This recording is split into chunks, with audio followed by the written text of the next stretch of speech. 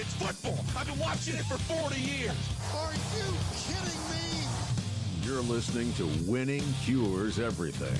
Game day, baby. Wake up or get out. Here's your host, A confident young man, a superb athlete. Gary Seegers.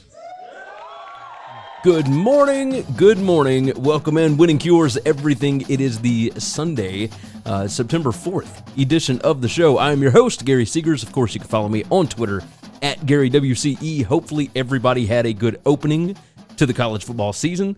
The bets were not as easy this time around, for sure. For those that watch the BetUS College Football Show, I went 2-2, while the other two gentlemen went 2-2. 2-2 and 3-3 respectively. So, you're gonna have those weeks. This was a tough one to figure out. We got to get some information about these teams, right? We got to learn some things, but we have got a lot to discuss. Let me first start out and let you know that the show is powered by BetUS. It is America's online sports book. They are absolutely fantastic. You go over to betus.com. It is where the game begins.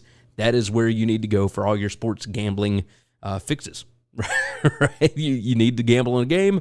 That's where you need to go. So go ahead and check it out, betus.com. Along with that, go check out the web store. Make sure that you are subscribed to the show, whether you're watching on YouTube or wherever else. Anybody that is in the chat or that is watching live, if you want to jump into the chat, obviously you can see. We've got the chat on the screen, so you will be able to see all of that. But like the video for us, subscribe to the channel, share it out, jump in the chat, jump in the comments. We love all of it. All of it helps. And make sure that you are subscribed to the podcast as well. All right, we're not going to waste a whole lot of time because we got to get through just a ton, because what a fantastic weekend. I mean, just a full slate of games. The afternoon games were, if you didn't know what you were looking for. Houston, UTSA was awesome. Cincinnati, Arkansas ended up being, I will admit, a lot tighter than I thought, but there were a lot of injuries, etc. We're going to talk about quite a bit of this. Quite a bit. So let's go ahead and start off with this. By the way, this is episode number 992. So we got 8 more to hit 1,000. And I'm pretty excited about that because I've been doing this show since 2016, the year that I got married. This year, next weekend, actually, will be my 6th wedding anniversary. So, I will still be watching games next weekend, but we do have some things planned around it, especially on Sunday, etc. So, let's talk about the first topic here, and that would be, make sure I write down my times, of course. The first thing that we're going to bring up is the most exciting games of the weekend, and a lot of these you guys did not even know were going on. But I'm going to tell you, this is based on the excitement index over at GameOnPaper.com. Now, each one of these different games has win probabilities on every play. Like, as the game goes along, the win probability changes. It shifts depending on what's happening in the game, right? And the more that thing shifts, the more exciting, quote-unquote, the game is. So a lot of it has to do with special teams plays. Kong for Life jumps in. Please explain to me the Iowa botch job. No, we're going to get to Iowa. You don't have to worry about that. Iowa, by the way, was not one of the more exciting games. I will tell you that. But the way that this exciting games metric works is the win probabilities. It can be based on explosive plays. It can be based on turnovers. All these different things that can change the win probability, the outcome of a game. So here are your top 5. Number 5 here was Penn State at Purdue. And if you watched that one on Thursday night, you saw just how much of a momentum shift it was from play to play, it felt like. It felt like Purdue had that thing wrapped up at certain points. It felt like Penn State had that thing wrapped up.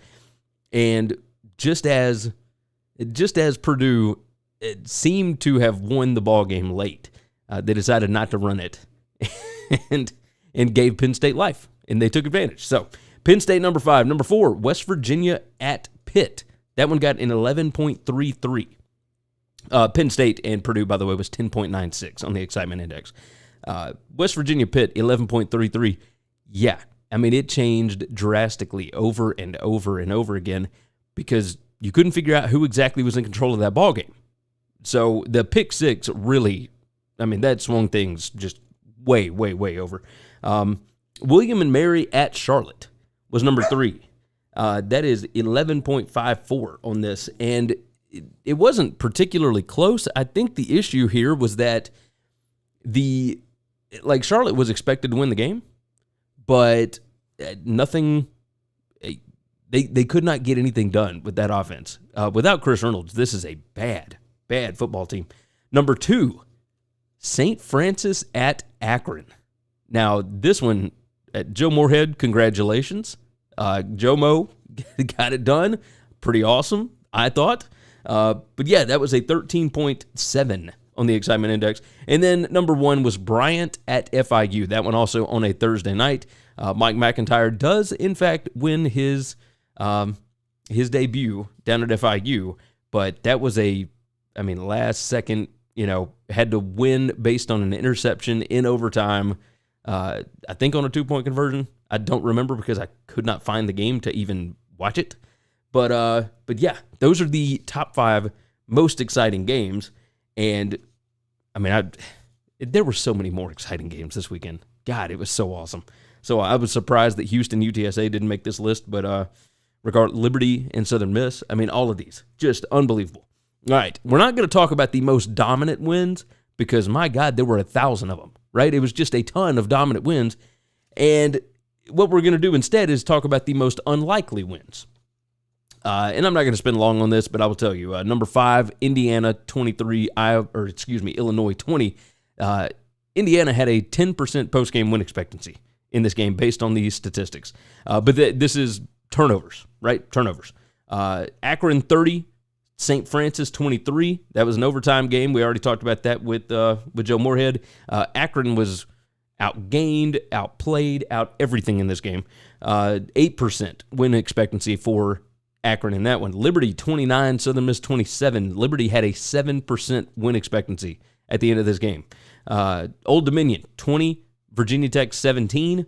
Old Dominion a 1% post-game win expectancy here.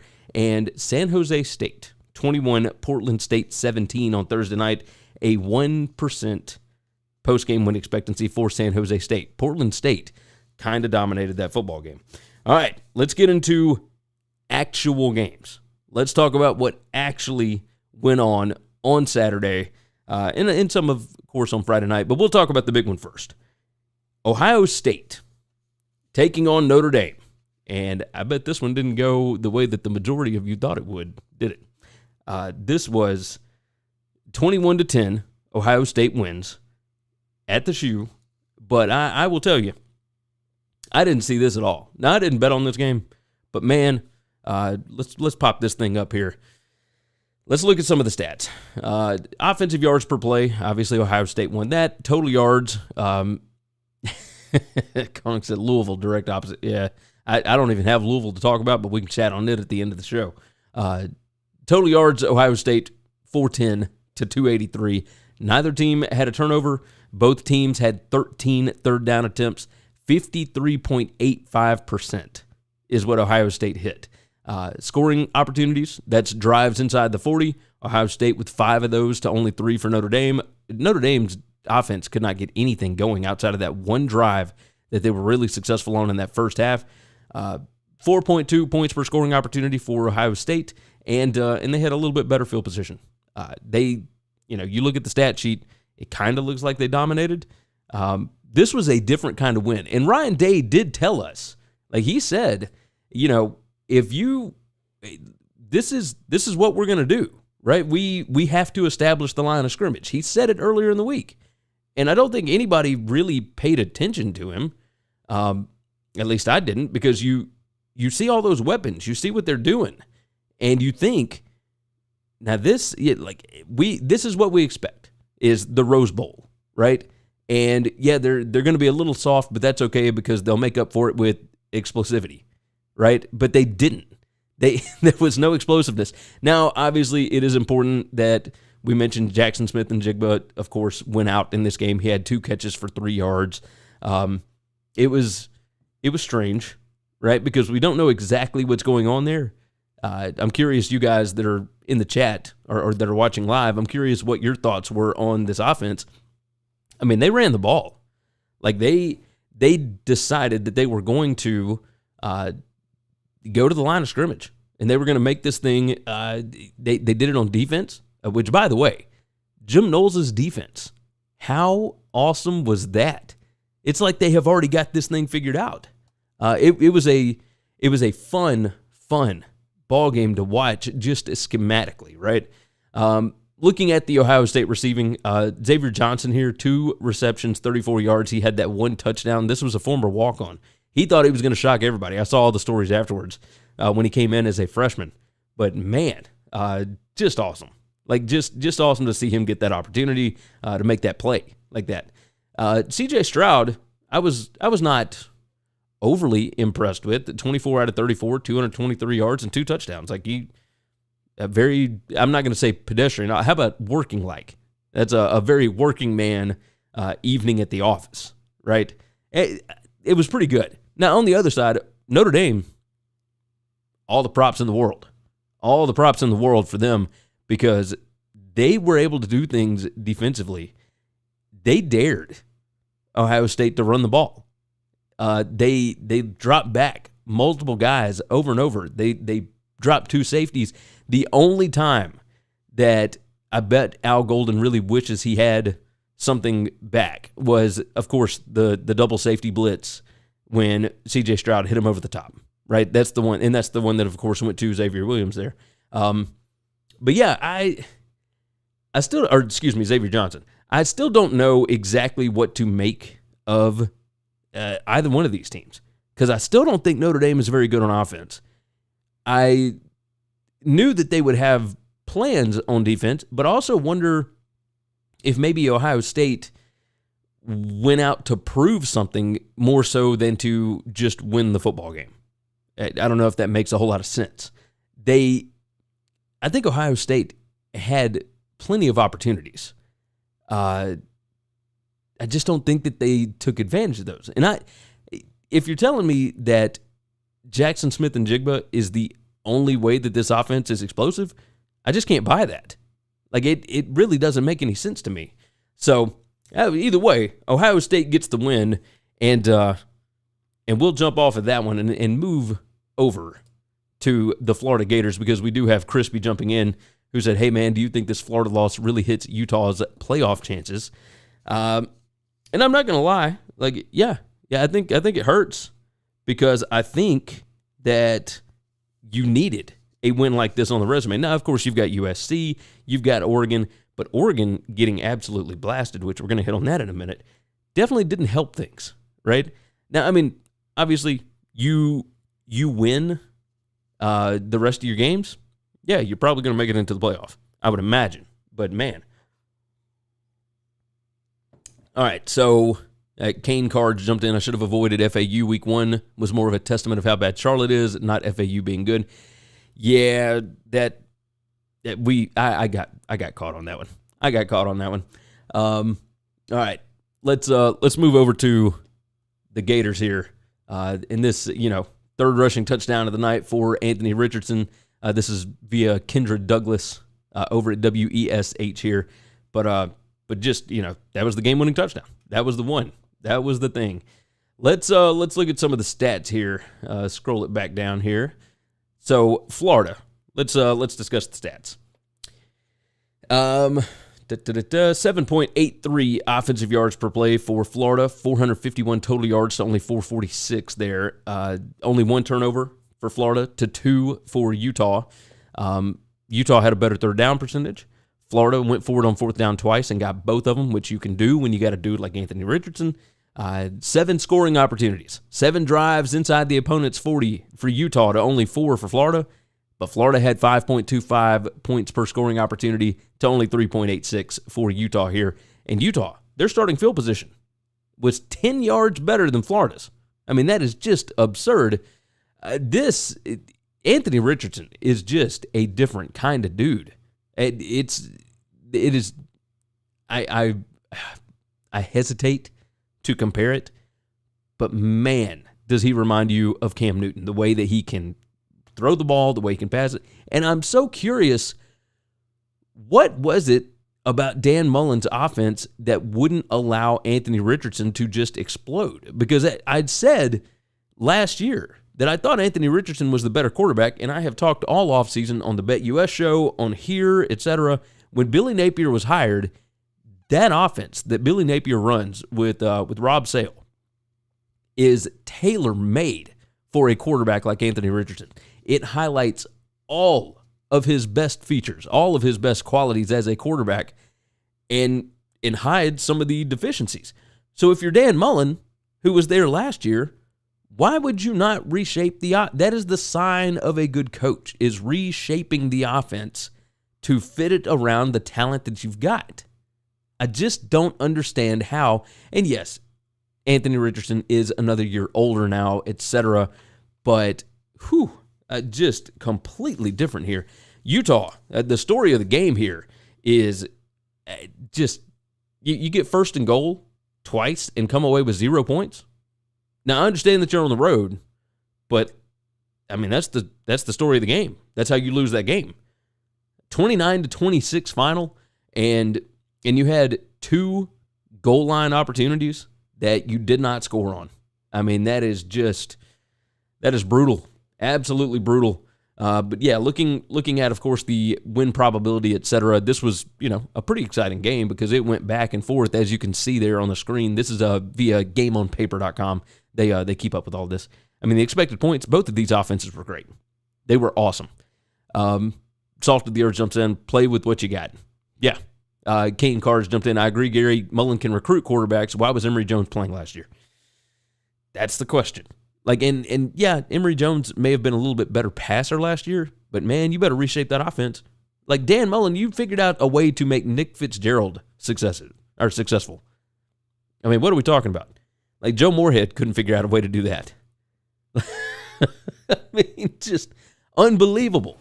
So, yeah, it's irritating. It's irritating, but, what are you going to do? The Anthony Richardson numbers here, just mind-blowing stuff. 17 out of 24, 168 yards passing, but he had 11 carries for 106 yards and 3 touchdowns. Like, he was a one-man wrecking crew. Ricky Pearsall was awesome. 4 receptions, 67 yards. Xavier Henderson, 6 receptions, 41 yards. Like, looking at Utah, Utah's not a bad team. Tavion Thomas, 23 carries, 115 yards. They had 230 yards on the ground. Cam Rising was able to have a ton of success. Salt of the Earth jumps in. Utah will win the Mountain West every year. Utah is a really, really good football team. Like a really good football team. Them losing this game was not bad, right? Let's see, Keithy, the tight end, 9 receptions, 105 yards, and 1 touchdown here. Florida could not figure out a way to match up with those guys.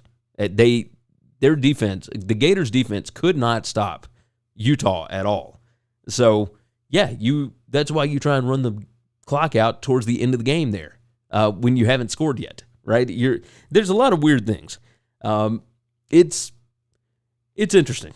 It's interesting. I was very surprised with the way that game went, but I thought it was awesome, for sure. I'm guessing you guys did as well. That's what I'm guessing, is that you guys did as well. All right, let's hit on the blowout of the day here, and obviously we're not going to spend all of it. Kane Carrs jumped in. Utah was cramping all game. You could tell the environment was infecting them. Yeah, 81% humidity down there, a little warm. Utah ain't used to that. They are not used to that at all. All right, let's see. We're going to move over to Georgia. All right. Now, Georgia, them dogs. 49-3.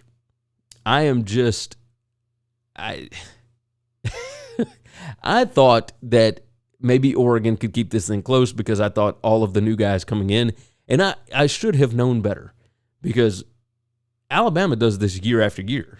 Like, they lose a ton of guys every year, and Georgia is built the exact same way, right?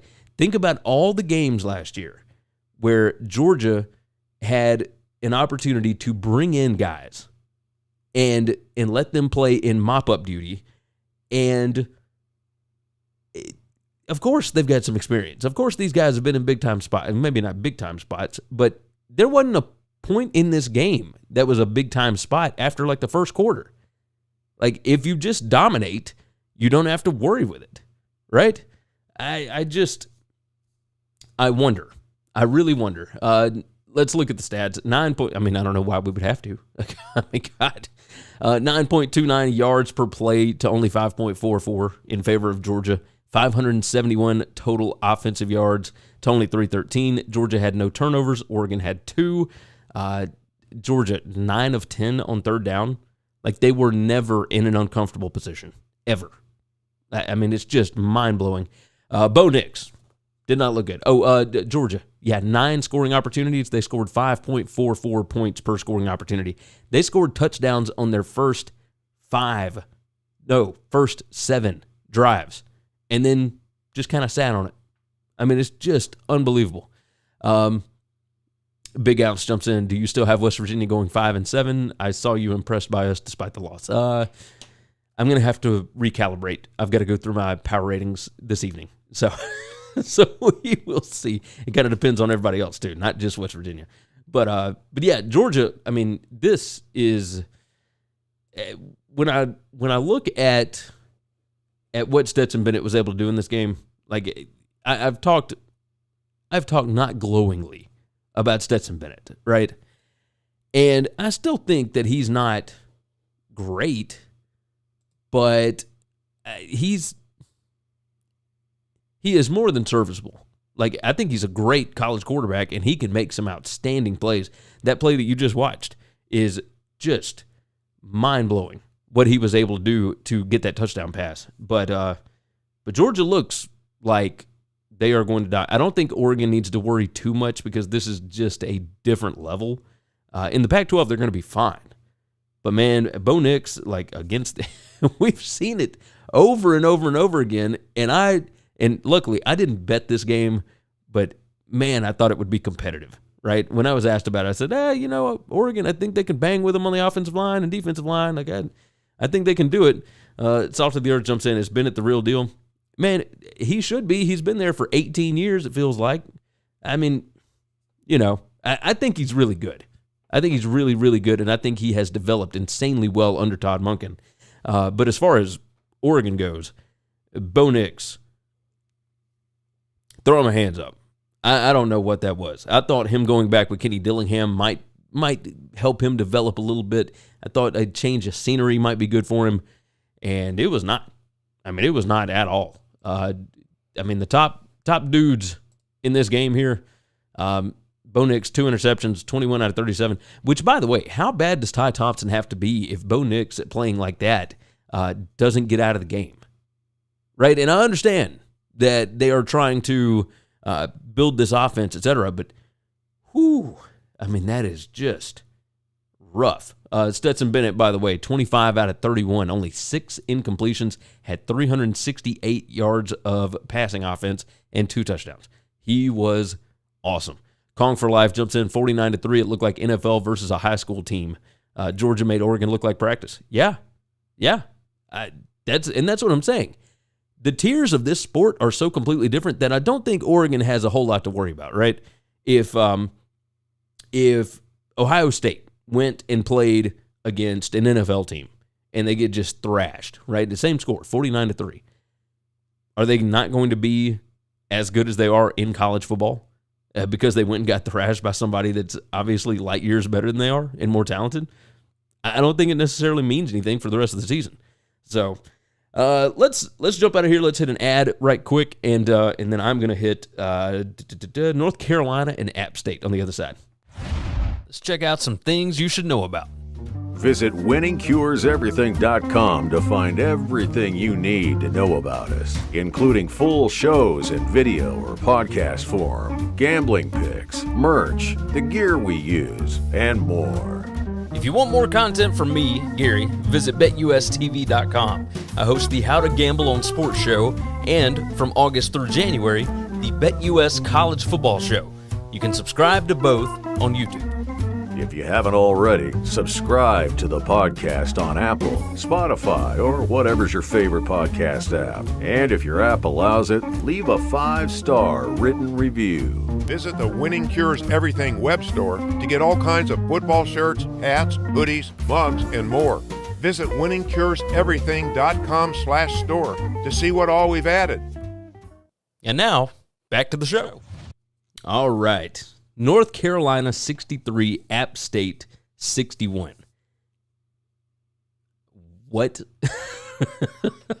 I am sure that you guys watched this game because obviously early window, I mean, it was ideal. It was just a perfect slot for it. But this was awesome. This was so good. I loved everything about this game because it was bonkers. It felt like you were watching Arena League football. Like, I don't know if everybody remembers that, or AFL or ALF or whatever it was, the Arena Football League, because nobody could stop anybody. Like a 40-point fourth quarter? Like, what are we and Drake May. My gosh, Drake May is unbelievable. That is a better idea. I just, and how bad do you have to feel if you are an App State fan and you go for those 2-point conversions twice and you don't get either of them, right? Like, you come back down the, let's pull up the drives here. Because this, I mean, I got to get into this. I gotta figure this out. App State, so North Carolina scores a touchdown, goes up 56-49, which, by the way, they were leading 41-21 at the end of the third quarter. App State scored 40 points in the fourth quarter and still didn't win. But regardless, so North Carolina scores to go up 56-49, and then 2 minutes later, App State comes back down, and they score, and then they kick off. They do an onside kick because they didn't get the 2-point conversion. And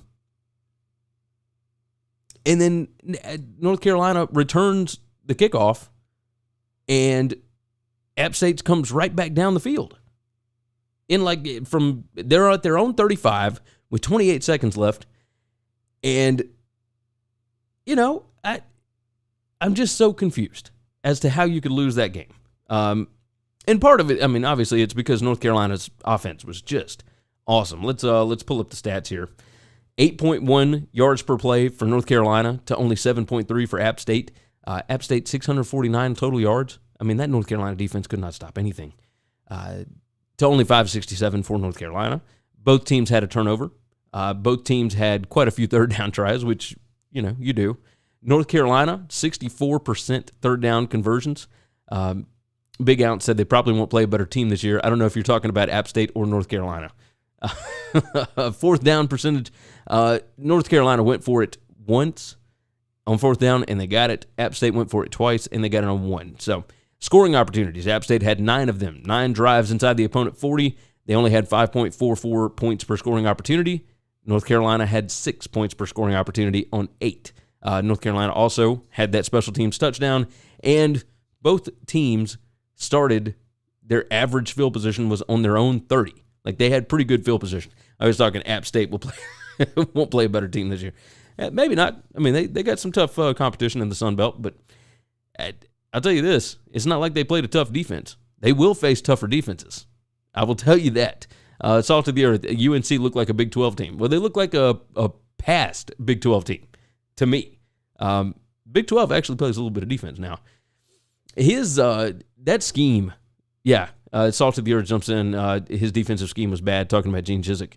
It was ridiculous. Like, they have so much talent on that team, and they either have not been developed or they just have them in the wrong scheme. And these guys are running themselves out of plays. They have obviously no idea what the play calls are, it seems like, because they are not in the right position ever, it seemed like. There were guys just running wide open, and I could not figure out what they were even trying to do. Like, that's the biggest thing to me is, if I can at least understand your scheme and maybe you didn't get there or you got run over or something, then that's one thing. App State was not running like a bunch of trick plays. I mean, this was rough. This was rough.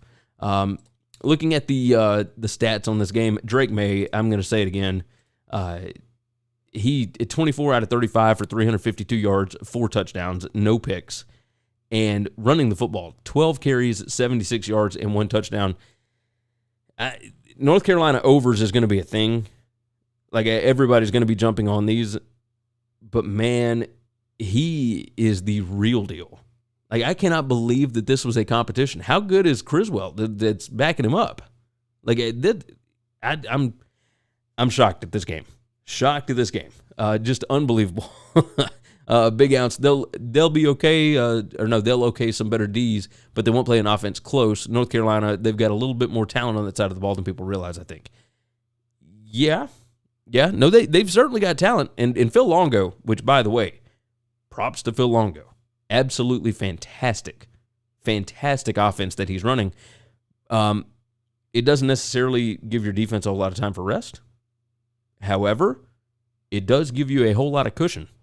So I don't think I don't know who I would pair with Phil Longo, but I think that he is out of this world good as a play caller. Like, he is awesome. And when he gets that offense rolling and they are moving, yeah, that is a team to look out for.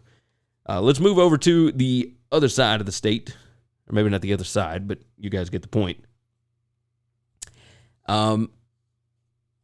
NC State 21, East Carolina 20. Salt of the earth. No, he is not a true freshman. So this East Carolina mess, I didn't see this happening at all. I'm a little speechless here. So East Carolina, of course, drives down, and they score a touchdown with just a couple of minutes left, and they miss the extra point. And then they get the ball back because North Carolina State cannot do anything on offense. And then, of course, they missed the game-winning field goal, which was just rough. But, man, I don't even know what to tell you. Pulling up the stats here on this one. East Carolina won basically all of the bigger stats other than, a defensive touchdown, or I guess a special teams touchdown for NC State. They had more points per scoring opportunity. They had a better third down percentage. They had more total yards. They had more yards per play. They had less turnovers. They did not win field position, and yet somehow NC State found a way to win this ballgame. I hate their offense. I really do. Devin Leary still looks like a good quarterback to me, and I can't figure out the scheme. I can't figure out what they think is going to be successful. He was 17 out of 33 for 211 yards, 1 touchdown, 1 pick. Holton Ahlers, 25 out of 41, 267 yards, 2 touchdowns, 2 interceptions. Like, if East Carolina plays like that every week, they could win the AAC. I just know that they won't, right? They won't play like that every week.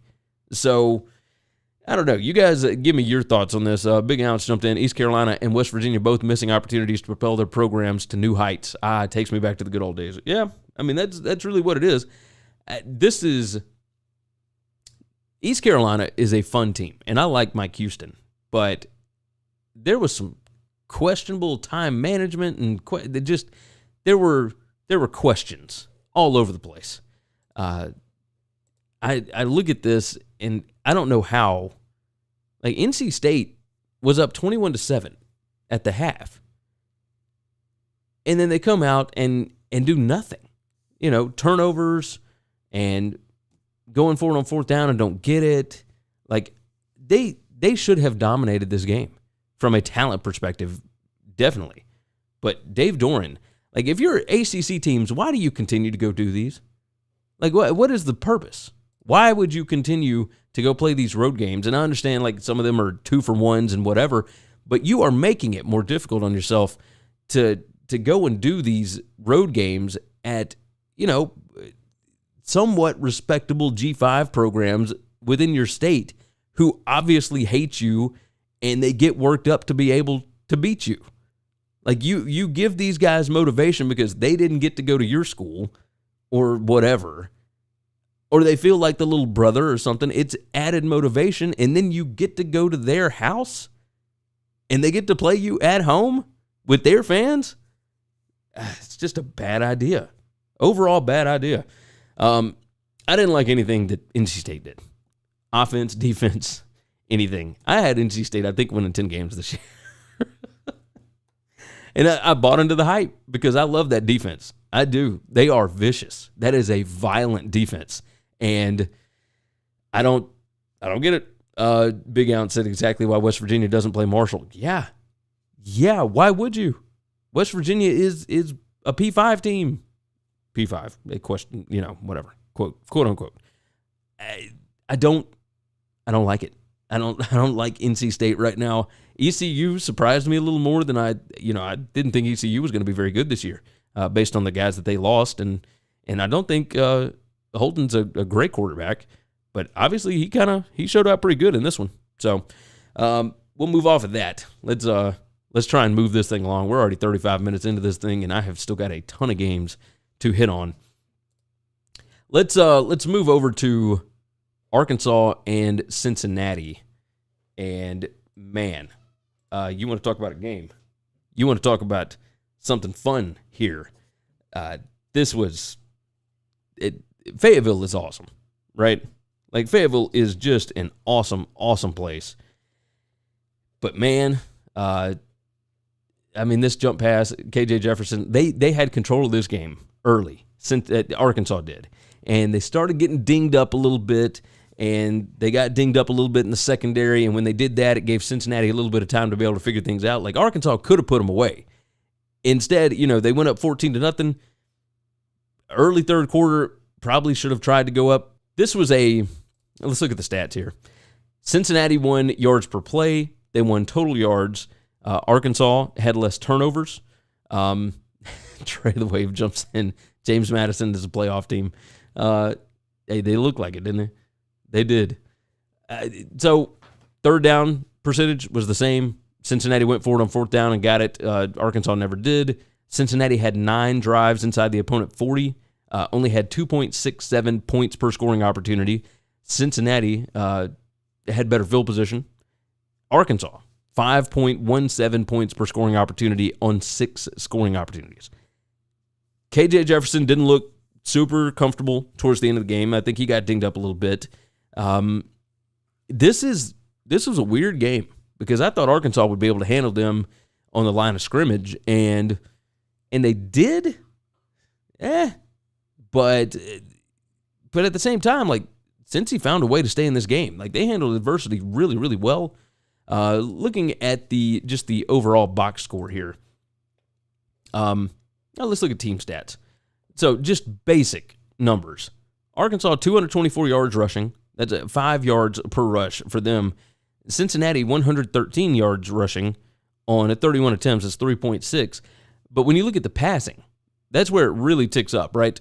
This whole Ben Bryant thing, where they didn't even bring in Prater when they knew that this thing was going poorly in the first half, I can respect it from the Fickle side. I can also not think that it's a great idea, but Fickle, they said it on the broadcast, Fickle wants it to be a one quarterback thing. Whoever won the job is going to get the job. They're going to do it. And Ben Bryant, of course, the upperclassman, et cetera, like, he did make some really good throws. And obviously, once Arkansas had some injuries in that secondary later on in the game, they were able to have a lot more success doing it. But this was a lot closer than I thought it should be for Arkansas, and they have got South Carolina coming up next week, and that is going to be, just a dinger, because South Carolina, like, I can't, they hadn't figured themselves out on offense, but you start having secondary issues, etc. at Arkansas, and you give Spencer Rattler a little time to heat up, not ideal, not ideal at all on that one. Let's move along, and you want to talk about a fun game. Houston 37, UTSA 35 in 4 overtimes. 4 overtimes. You want to talk about a fun game. Like this game needs to be a rivalry. I mean, it really does. It needs to be a rivalry.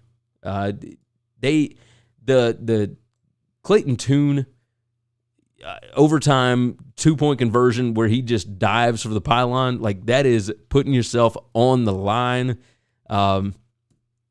Big Al steps in, wonder what the line on Arkansas-South Carolina game is going to be. My line on it, and I just looked at this last night, my line on it is Arkansas by 4.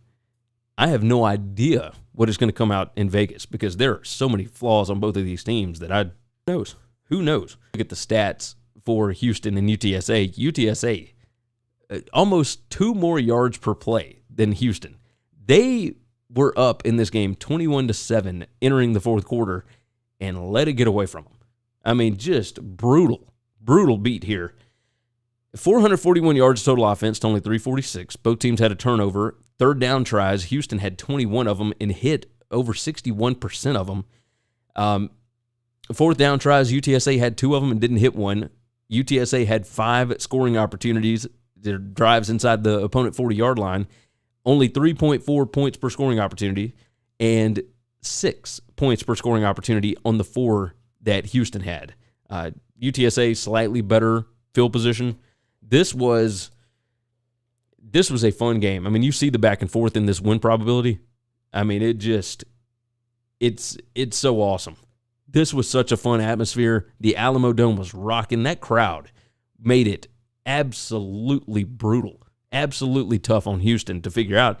And I think Dana Holgorsen maybe underestimated the opponent a little bit. Like, Jeff Traylor is really building something here. And I saw all the jokes about him taking over at Texas after Sark gets fired. But I ain't to that point just yet. Like, he's doing an incredible job here. I don't know that he could deal with the boosters that he has to at Texas. But yes, this Houston team, you know, you look at just the regular box score here, they still can't really figure out the running game. Of course, obviously their top running back went out in the offseason with an ACL tear, I think it was. Either ACL or Achilles, I don't remember. Regardless, they were having to figure out some things in the running game. Well, 44 carries for 140 yards, and 15 of those carries and 51 of the yards are from Clayton Tune, the quarterback. Yeah, not great. Not great. Tune only had 206 yards passing, but he had 3 touchdowns. I thought he was pretty good on the day. Tank Dell, 5 receptions for 50 yards and 2 touchdowns. Like, on a PPA basis, that's predicted points added basis, he's awesome. He's really, really good.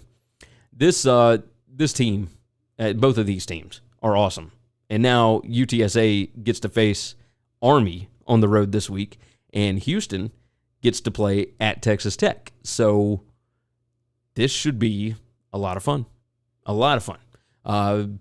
Jumping in here, let's close out this one. Mr. Side jumps in. I know I'm late to comment on the Ohio State game, but I'm just happy they got that win. Notre Dame's defense was pretty good. Ohio State is getting better Ohio State gets better as the season goes on, and the offense will click. Also, this live stream is awesome. Thank you very much. If you haven't already, subscribe to the channel. There you go. Yeah, I will tell you this. I wonder with Houston and UTSA if they will make this a rivalry, because they should. Like, they're not going to be in the same conference because UTSA is joining the AAC just as Houston is leaving to join the Big 12. I don't know that Houston will continue to do this because they're stepping up in competition, because they know that UTSA is a threat, but I know the fans loved it. I know that even just the casual observer, myself, really loved it. I thought it was great. I thought it was awesome. So we'll hit one more, and then I want to hit one more ad before we jump into some of the other ones. But this one, a Friday night game, Old Dominion 20, Virginia Tech 17, and Brent Pry. You know, one thing that you don't want to do when you are the head coach at Virginia Tech is lose a game, even on the road, to Old Dominion, because your roster should never be in that bad a shape that you would lose that game. Now, props to Ricky Rain or Ricky Ronnie or whatever you want to call him, the head coach at Old Dominion. They were both on the same staff at Penn State under James Franklin. But, let's jump over here and you can take a look, see this go-ahead touchdown here. Yeah, I mean, that fan base was nuts. This, by the way, this is one of those that I mentioned earlier about the most unlikely wins. Old Dominion had a 1% post-game win expectancy. That's bananas. I mean, just nuts. Because you see, Virginia Tech had the win expectancy for the majority of the game, or the win probability, excuse me, and then, of course, drops it down at the end because of problems. Looking at the stats, all right, Virginia Tech, 5.71 yards per play to only 3.72, almost 100 total yards more. They outgained them by. Here's your issue, though. Only 2 turnovers for Old Dominion to only 5 to 5 for Virginia Tech. I mean, just brutal. Virginia Tech did have a better third down percentage because 29.41% to only 18.75. I mean, it's just bleh. 7 scoring opportunities for Virginia Tech. They only scored 1.43 points per scoring opportunity. At Grant Wells, the turnovers. It's just ridiculous. Salt of the Earth jumps in. Poor Hokies. Trey the Wave said the Sun Belt is like the SEC and G5 play. I don't know that we're quite to that point, but we're pretty close. The Sun Belt is a lot of fun. They are insanely passionate. They are and really, really good. The Old Dominion, of course, just now joined the Sun Belt, and you start off your Sun Belt membership with a win over Virginia Tech, regardless of the fact that it is the debut for the new head coach. But man, this was just brutal to look at. And you see interception, fumble, touchdown. More fumbles, touchdowns. This was a rough game to watch. Virginia Tech interception that leads to the game-winning touchdown, and then an interception at the end of the game. It is brutal. Salt of the Earth jumps in. Virginia Tech will beat West Virginia. We'll see. We will see, because that's calling for quite a lot. Let's hit one more ad right quick, and then I'm going to hit Iowa on the backside along with Arizona, Indiana and Illinois, etc. Let's check out some things you should know about. Follow the show on Twitter at Winning Cures, and you can follow Gary at Gary WCE. You can also follow on Facebook. Got your own podcast or web show? Looking to start one? Or you're just curious how we look and sound so good? Well, we've got all the gear that we use listed on our gear page on the website. And if you order using our links, you'll be supporting the show too. Subscribe on YouTube to get not only full Winning Cures Everything shows, but individual segments and other goodies as well. We're over 6,000 subscribers, and our goal by the end of the year is 7,500. If you're interested in advertising on a show that reaches over 80,000 unique football fans per month during the season, send an email to Gary@winningcureseverything.com, and we'll put together a plan that best fits you or your business. And now, back to the show. All right, we're moving into Iowa and South Dakota State. And here, I'll just show it. The play of the game. You know that this was a Kirk Ferentz special. If anybody has paid attention to Kirk Ferentz, they know that this was a masterpiece for Kirk Ferentz. I cannot figure out how you can go through spring practice and then summer workouts and then fall camp and see that offense and think, yeah, that'll work.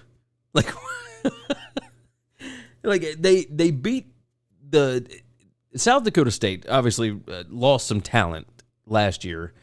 This is a good FCS program. They got a good defense. So let's not get it twisted. It's not like they were playing some also-ran. They were playing a legitimate, good defensive football team, but they also were playing a pretty good offensive team. I say good offense. I'm not saying explosive offense, because this is a team that obviously loves to run the football, etc. Looking at this, yards per play, Iowa won pretty much every stat here. 3.14 yards per play to 2.11. 166 total yards for Iowa to only 120. Iowa had 2 turnovers in this game. I mean, just ridiculous. South Dakota State had 0. Third down percentage. I mean, look at this. Iowa had the better third down percentage at 23.53%. Just unbelievable stuff. And on top of that, Iowa, 6 scoring opportunities. 6 drives that were inside of their opponent's 40-yard line. They scored 0.5 points per scoring opportunity. Their field position average in this game was their own 38. That's 20 yards better than what South Dakota's was, and they could do nothing. Like, I could not take my eyes off of this game. They win the game with a field goal and 2 safeties. I don't remember the last time I saw a team get to 7 points by doing that, right? But South Dakota State on the other side could not do anything. They had 1 scoring opportunity. The one time that they got it inside of the opponent's 40-yard line, they kicked a field goal. They got 3 points. Trey the Wave, is South Dakota and North Dakota State moving to FBS, and I can't wait for the new playoffs format. I don't know about South Dakota State. They stole home twice. I don't know that they're moving to FBS. I don't think North Dakota State necessarily wants to. I think they've had opportunities in the past. If they do it, they would have to move to the Mountain West, and I don't think it is worth it to them to do that right now, from everything that I've been told. But we'll see. Like, at some of these smaller schools, Jacksonville State, etc., like, they decided it was worth it. Sam Houston State, they decided, yeah, like, this makes sense for us. We're going to move up to Conference USA. I think North Dakota State believes that they are better than that. And maybe they're not wrong. Maybe they're not wrong. James Madison jumped in and joined the Sun Belt, who, of course, is a really, really good Power 5, G5 program, whatever you want to call it now, because I don't think there is a Power 5 anymore, but regardless. Yeah. Double O'Neill jumped in. Everyone needs to wake up. Hey, I'm awake. Trey the Wave, the ACC needs to wake up. Oh, man. Big Ounce jumps in. My favorite FCS team, go Jacks. This is the year ISU will be victorious. Oh, we're talking Iowa State and Iowa. We're going to hit that on the BetUS show this week. So tune in. It's going to be a lot of fun to talk about this. But yes, Iowa, man, the EPA in this game, like, I'm sure you can see it on your screen here. It just goes down and down and down and down. I don't know what to say. I don't know how you go into a season thinking that this can be your offense. I mean, they're bad. Like, it's really, really bad. Look at the total EPA here. 37.27. Negative 37.27 for South Dakota State. Negative 31.69 for Iowa against an FCS opponent. Ay. All right. Let's jump off of that one. Let's move into one that was a little bit more explosive, a little bit more exciting. I'll say that. Arizona 38, San Diego State 20. And there were guys on Twitter and on here and everywhere else at the BetUS 3 Dog Thursday show that I was on with TJ Reeves and Brian Edwards. They thought I was crazy. And Brian Edwards said that he was going the opposite direction of me and he was taking San Diego State. But hey, turns out I might have known a little something. I read the same intel, the same reports, all that kind of mess that you guys do. And people just read it differently. But I'm going to tell you, you look at this and you see that Jaden DeLaura pass to Jacob Cowing. Jacob Cowing is a stud. He should have never been at UTEP. He was awesome. Absolutely awesome. Like, this dude is next level kind of stuff here. I mean, he is just... he just makes people miss. He is so valuable from a predicted points added perspective. He just broke that dude's ankles. I mean, just broke that dude's ankles. Salt of the Earth jumps in and says, how did SDSU lose? San Diego State lost because, one, their offense could not keep up. They still have offensive issues. Bringing in Braxton Burmeister did nothing to alleviate that. He's not a better quarterback than what they had last year. He's just not. Second, Jaden DeLaura is a pretty good quarterback, and Jacob Cowing is an elite receiver. Now, they got other dudes, too. That Arizona offensive line, like I talked about this last week, all 5 of their dudes are over 310 pounds, and they found a way to protect their quarterback, and they were able to run the ball a little bit. I mean, they were able to do some interesting things. Looking at the team stats on this, like 162 yards rushing on 39 attempts for Arizona. Yeah, it's going to surprise people. Like, Arizona actually upgraded their roster a ridiculous amount. Just a ridiculous amount. Jacob Cowing, 8 receptions, 152 yards, and 3 touchdowns. Just awesome. Just awesome. San Diego State, I mean, they got some problems. They got some real issue. Big Ounce jumps in, well, what do you think of this? Oh, y'all are still talking West Virginia and what? Maine. Come on. But no, looking at this game, the win probability shifted quickly in favor of Arizona, and I mean they just beat them. I mean, success rate 47% for Arizona to only 38% for San Diego State. San Diego State does not give up 47% success rate. They just don't. Like, it's bananas to me. But regardless, Arizona I think is going to be pretty good. I cannot wait to watch them play against Mississippi State this week. I think that's going to be a great time. Great time. All right, next game on the board here. Indiana 23, Illinois 20. This was another one of those post-game win expectancies of Indiana, a 10% post-game win expectancy. It was actually a little bit less than that. It's like 9.9 something. This was an interesting game, and I will tell you, I mentioned last week that this game terrified me. The line terrified me, right? Because I thought that Illinois was a significantly better football team, and it turns out that, yeah, they probably should have won the game, but if you play a game in week 0 and then you do a road game on a Friday, not a lot of prep time, not a lot of time to recover, etc. And yeah, you just beat up on Wyoming last week, but Friday night game at Indiana, like, this was as much a scheduling snafu as anything. The turnover situation here, like, my God, here, let's dive into the actual numbers here, which I didn't do on Arizona and whatever. 4 turnovers for Illinois in this game, only 2 for Indiana.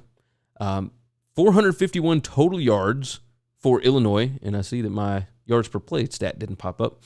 It's only 362 for Indiana here. Better third down percentage, more scoring opportunities, a better points per scoring opportunity, and yet here we are. Illinois loses the game. Indiana finds a way to win. Now, I don't know what it necessarily says about the future of Tom Allen's program. They were better in this game than I assumed that they would be, but I still don't know that it tells me anything. Like, overall, post-game win expectancy, Illinois 90%. It's because they had more scoring opportunities. They finished their drives better.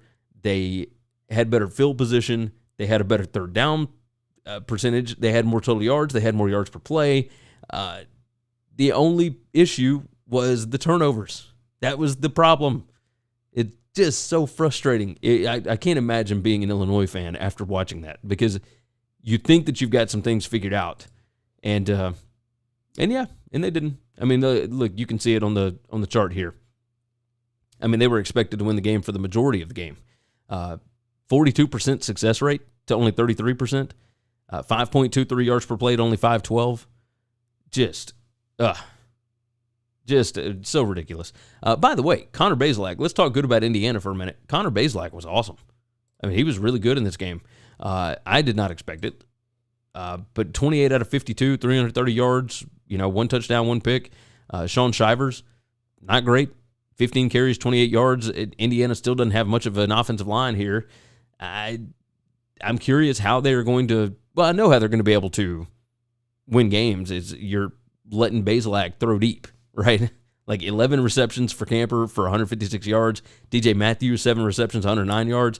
Like, yeah, if you give that guy time to throw and you let those receivers go get open, so long as they stay healthy. Remember, DJ Matthews was out after like week 4 last year. He's the transfer from Florida State. Yeah, like I could see them doing something. They're obviously better than they were last year because now they have a Big Ten win, and they didn't get that last year. But, yeah, that surprised me a little bit because I thought Illinois was way better. Like, way, way better. And they showed to me that they are not. So we'll see what ends up happening out of that one. Another fun game here to hit on, and I'm already over an hour. I knew I was going to do this to myself. Rutgers, 22, Boston College, 21. Post-game win expectancy here, Rutgers 75%. They won yards per play by almost a full yard. They won total yards by only 10 yards. They only had 1 turnover to BC's 3, and the 3 turnovers it was the death knell for them. BC had a better third down percentage. Points per scoring opportunity, Rutgers had 4 points per scoring opportunity to only 3.5 for BC, and that both of them had 6 drives inside the opponent 40-yard line. The field position was the exact same. Both started on their own 27. I look at this, and I'm thinking, this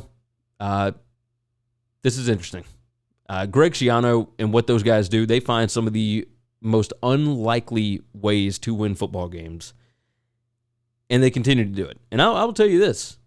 Sean Gleason, the offensive coordinator for Rutgers, has really, really awesome schemes, really awesome creative ideas on ways to move the football when you don't necessarily have the talent to be able to do it, right? And they found ways to get it done in this game. Like, I was impressed, very impressed. 42% success rate for Rutgers to only 33% here for BC. Yeah. EPA per rush, 0.26 for Rutgers, negative 0.61. Yards per drop back, EPA per drop back was completely opposite. Rutgers was able to run the football on BC. This doesn't look like it's going to be a good year. Zay Flowers, by the way, really good, like for Boston College, which we've known that for quite some time. But it's got to be disheartening to come back and realize, that you're not going to be like a really good football team. Zay Flowers, 10 receptions, 117 yards, 2 touchdowns here. Just rough.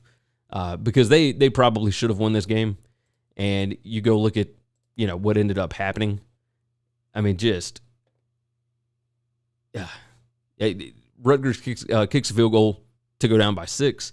And then you immediately throw an interception, punt, and you give up a 96-yard touchdown drive to Rutgers to lose the game with like a minute left. Just rough. But alas, it is what it is. I've got one more game that I want to talk about. Had to hit the coffee. I'm going to hit on Liberty and Southern Miss and write my time down here so that I can put it on the podcast for you guys. Big Ounce jumps in. Boston College just doesn't have enough people that care about football. They had fans out there. It was just rough. It was a rough time. I will say that. I don't know what they can do to fix this. Jeff Hafley, I think, is going to run out of town as soon as he gets another opportunity, and he will because people love him. I don't know if y'all see that camera moving. I'm going to have to figure out something to do with that. But regardless, we'll figure it out. Liberty and Southern Miss. 4 overtimes, 29-27. Hugh Freeze gets the win here. Let's look at the stats. Southern Miss had more yards per play. They had more turnovers, and that was the difference in the ball game. They had 8 less third down tries.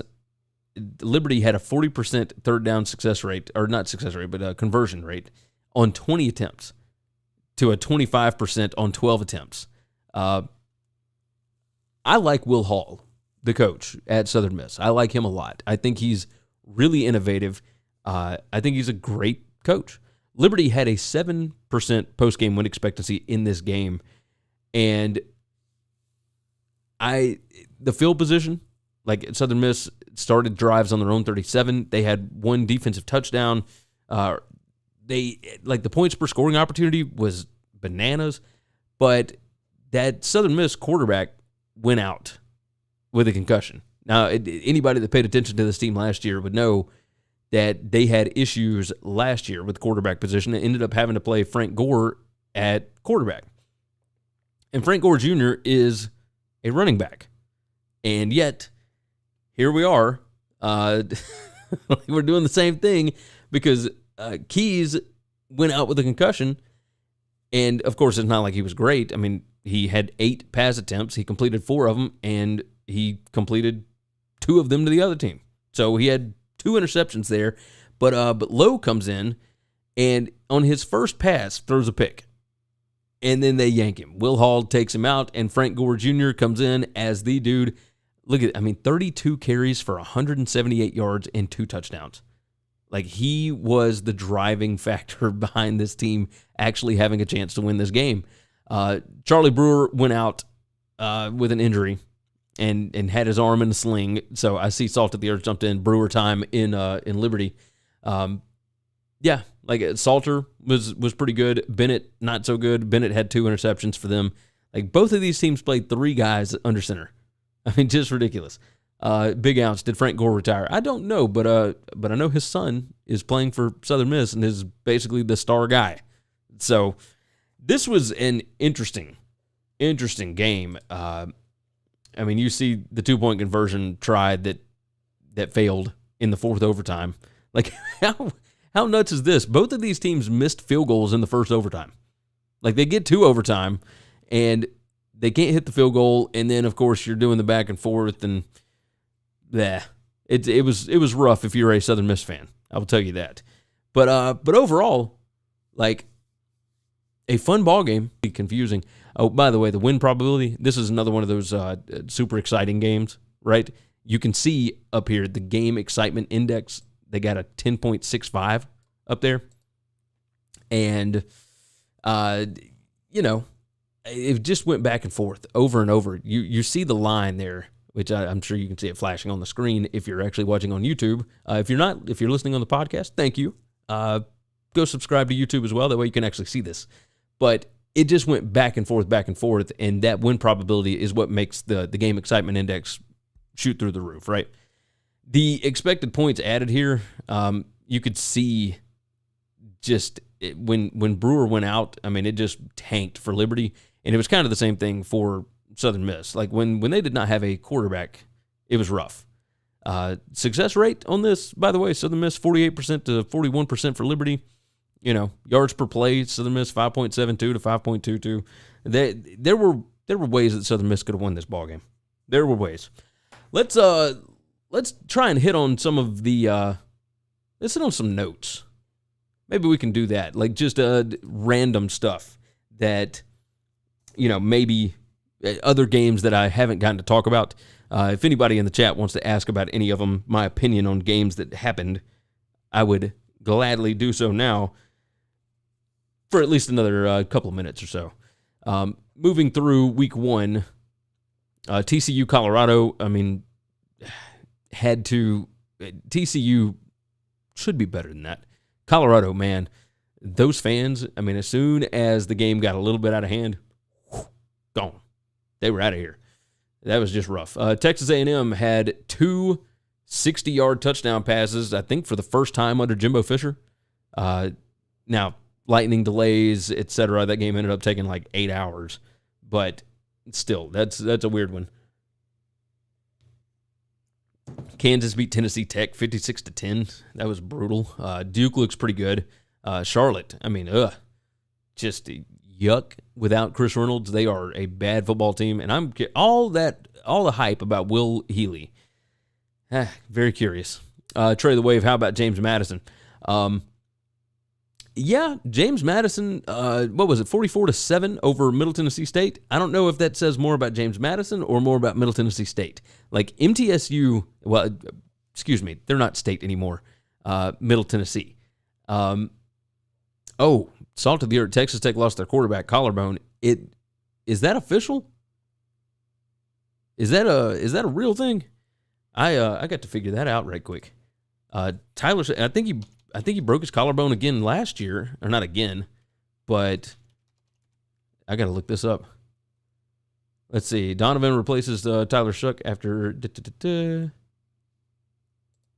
Oh yeah, that sucks. I didn't actually watch that game because it was a beatdown. But man, that sucks for him. Donovan Smith did perfectly fine last year, so I think Texas Tech is going to be all right regardless. Delaware beating Navy was surprising to me.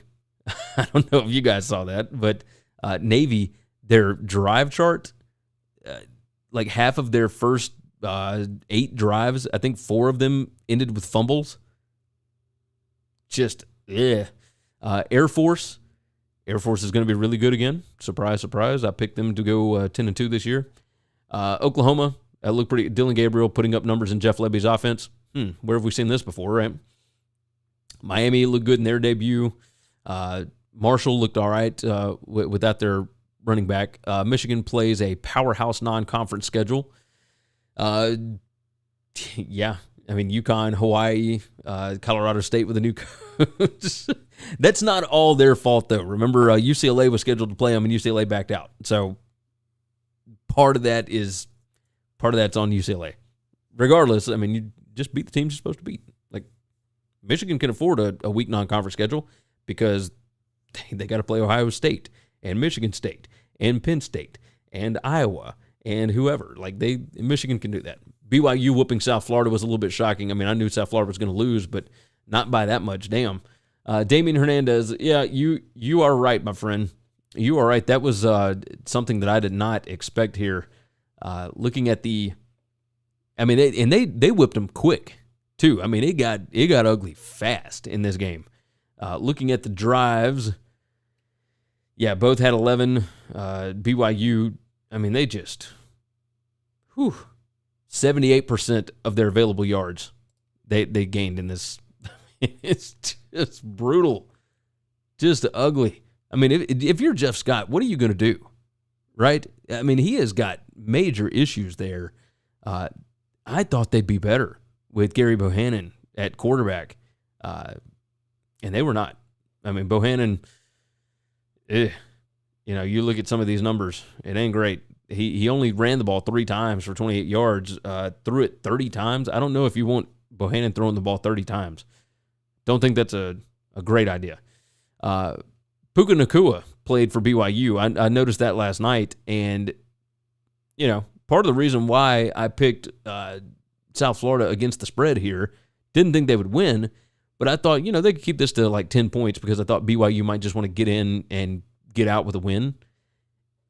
Because I thought that the two, like Romney and Nacua, I thought they were probable, and if BYU got up a little bit, then they wouldn't play them. But they played them. They were awesome. So didn't do a ton, but still, like the most important plays in the game, like, just so crazy. Just crazy. Jimmy Horn Jr. returned 89 yards for a touchdown. That actually got USF some points here. I don't know. It's so... The interception, of course, returned for a touchdown. Like, this game got out of hand so fast. So fast. USF fell off harder than any Big East team other than UConn. Yeah, they've really... I mean, this has really just happened in the last few years, right? It started under Charlie Strong. Like, Strong came in and inherited a really good roster that Willie Taggart had built that won like 10 ball games, right? Charlie Strong, I think, won 10 ball games in his first or second year and lost all those seniors and did not replenish the stock at all. I mean, just rough. Big Ounce, what were your thoughts on UConn? They're looking better, surprisingly. I think that Jim Mora is a pretty good coach until he wears on everybody, from what I've been told. So that's like, yeah, you have instant returns. He made over that roster. I think they've got like 40 new guys on that roster from last year, so it's not even the same football team. So it's not super surprising. Troy held it within the spread with Ole Miss. Ole Miss, a running team. Zach Evans was awesome. Jackson Dart, okay, got some things to work out. Tulsa going on the road, losing at Laramie. Like, Wyoming looked like hammered dog crap last week against Illinois. And, of course, everybody rushes to bet against them. But, man, there's something about Craig Bowl and playing at home. And also, Tulsa, losing Joe Gillespie is a massive deal. Like, their defense could not stop a quarterback that went 5 of 20 for, like, 35 yards or whatever it was last week. So, yeah, just a rough situation for Tulsa there. Troy, I think, like, Troy impressed me. Their defense is not that bad. And when I say not that bad, I mean they're actually really, really good. I think this could be a top 20 defense nationally by the end of the year, just based on raw numbers, of course. Texas State goes to Nevada, and you guys saw Nevada last week against New Mexico State. Yuck. But they get hammered in that game, and this is probably going to be Jake Spavital's last year. They cannot stop the turnover bug, even with getting a new quarterback. I think they had 4 turnovers in this game, and Nevada just scored on every one of them. Brutal. Georgia Southern, no more triple option over there. Clay Helton doing big things, 59-7. Now it is Morgan State, so let's just kind of keep an eye on that. USC had multiple interception returns for touchdowns against Rice, so that was something. I was way wrong on FAU. They had the turnover bug as well, and their defense could not stop me. Like Ohio, which, by the way, let's talk about the stats on Ohio here. Tim Albin passing the football more than he runs it. Like, this is not Frank Solich's offense. But Tim had been running that offense forever, so who was actually running the offense? I don't know. The Rourke kid, who is the brother of the other Rourke kid, surprised me in this one because he had not been great, and he came out and showed out in this game. He sure enough did. Kentucky had some issues early with Miami of Ohio. Their running back room is not good without Rodriguez, and that offensive line could not get a push at all. So that's something to keep an eye on going forward because I think Florida's going to beat them this next one. And it's in Gainesville, so obviously, they'll probably be favored by a little bit, but there were a lot of people that just kind of chalked that one up as a W. And I think Kentucky is not excited about going down there. I will tell you that. Coastal Carolina and Army. This was a fun back and forth. 38-28. Coastal, turns out you still got that dynamic quarterback, Grayson McCall. You're still running Jamie Chadwell's offense. You're going to be pretty good. So Coastal gets a 10-point win over Army. Now, obviously, you're doing it on the teal field, so that's fun. That's a good thing. What else have we got here? Tulane. Yeah, I picked Tulane to have a massive turnaround this year. They whipped up on UMass. Don Brown's debut, the former Michigan defensive coordinator, former Arizona defense coordinator. Louisiana continues on even without Billy Napier. 24-7. Alabama 55-0 over Utah State. I mean, that was brutal. Mississippi State 49-23 over Memphis. There were points in this game where Mike Leach was obviously pretty irritated that Memphis was calling timeouts and whatnot, so he kept throwing it even late. But that's one of those games that had one of those big-time delays. So, yeah, it is what it is. South Carolina, Georgia State. Don't let that final score fool you. I picked South Carolina minus 12.5, minus 13 at certain points. But that one, that was defense and special teams. That's what that was. That was not that offense. Spencer Rattler and all those receivers, et cetera, they got some things to figure out. Rattler with the 2 interceptions, making my blood pressure rise every time he did it. Yeah, just rough. A lot of people were picking North Texas. They got walloped at home by SMU, 48-10, so a successful debut for Rhett Lashley. Texas 52-10. Quinn Ewers. I don't know if you guys saw the tweet or not, but Quinn Ewers had his car was towed in the middle of the game, so very interesting. But they get a big win, 52-10, heading into the game against Alabama next week. Texas Tech 63-10 over Murray State, and we just mentioned that Tyler Shuck out with a collarbone injury. So who knows? Probably Donovan Smith now. Louisville. You want to talk about the most disappointing team of the weekend? Good gracious. Louisville beat these guys like a drum last year. It was 41-3. Syracuse beat them 31-7 this go-round. Robert Anai is a miracle worker. He just is. He and Jason Beck both, because the numbers that Syracuse was able to put up, it was not just running the football. They were able to use the short passing game as a running game to go along with what they were already doing running the football. Like a 57% success rate. And that Louisville, I mean, the Louisville defense. So I texted Kyle last night, Kyle Hunter, who's on the BetUS show with me, and I said, if we had set odds as to who would be the first coach fired between Dino Babers and Scott